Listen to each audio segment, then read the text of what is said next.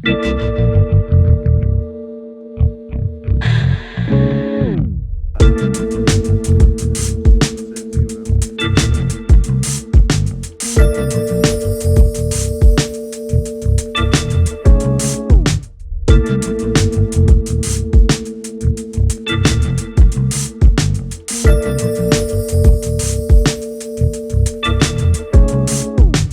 we receive the wood, normally European oak, as I was saying, the wood is air dried in the yard at the cooperage.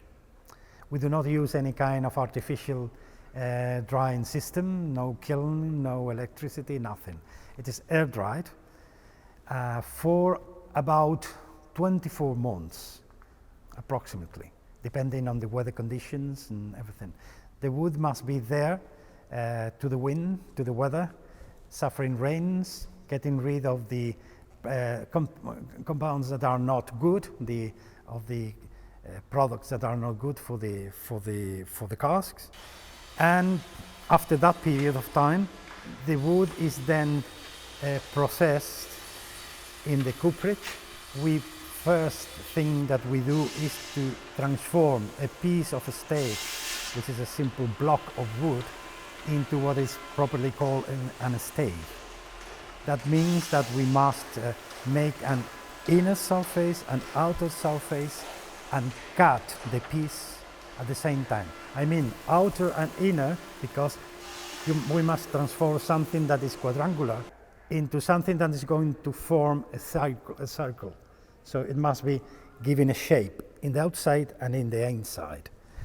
Once this is finished, then it goes to another machine which is called the jointer, that make the joints, make the sides of the stave in a way that makes the staves connect to each other, one to each other, so that they can form a circle at the end. Once this is made, it is the coopers, normally a team of 2, that takes care of mounting, of setting up the cask. They are putting all the pieces together so that they form a round one. The last one is very important because you must select a piece that goes exactly in that place. When this goes inside, then the cask is formed. It is a triangle then. It is a very straight figure, but those pieces are no longer to be separated until the end of the useful life of the cask. So they are going to be forming a unity from then on. Once the cask is formed, the beginning, it's put under sprinkles of water in order to get wet enough to go to the following step, which is the fires.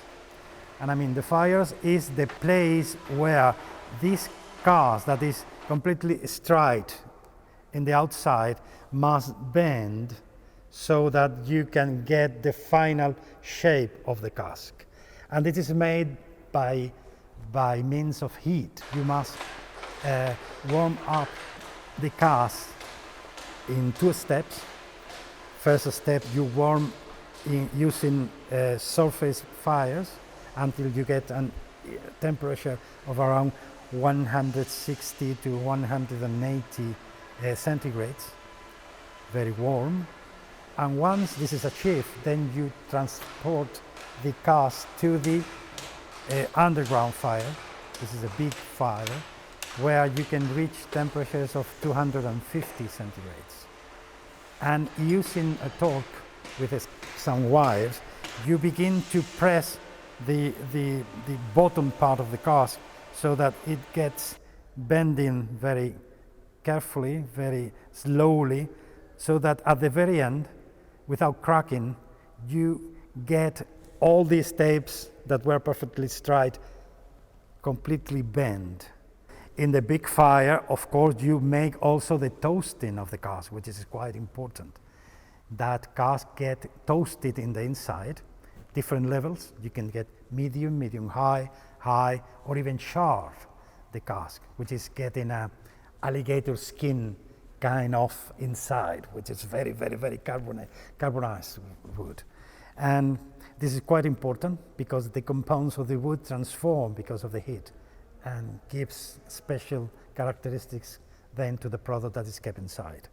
Once this is made, you must put two, I would say, provisional hoops, very thick hoops, at every head of the cask, so that you can keep the shape while the cask is cooling down.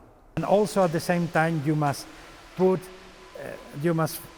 create a groove, what is called a groove. This is a space, a line inside where to incorporate later, where to put later the head of the cask. It must be completely in order to form the proper cask, which is made of a body and two heads. And the cask is then taken to the sanding machine, where we sand the outside of the cask and leave it very smooth and very totally perfect conditions. Later, this cask is moved to a machine colloquially known as the octopus, because it's a machine with many arms that press the hoops in position from the top, and there we put the final hoops of the cask. And after that the cask is transported to a quality check control point, where we just check the stanquity if there is any leakages using pressurized air with some water inside, just we apply a lot of pressure, so the small amount of water tries to get out. If there is any porosity or there are leakages, it is solved at the time with wooden nails. And after everything is okay, then we go to the laser machine to put all the details of the cars, our brand, the customer's brand, all kind of details that the customer specifically requires to be printed in the cars. And that is the end of the cooperage process. Okay.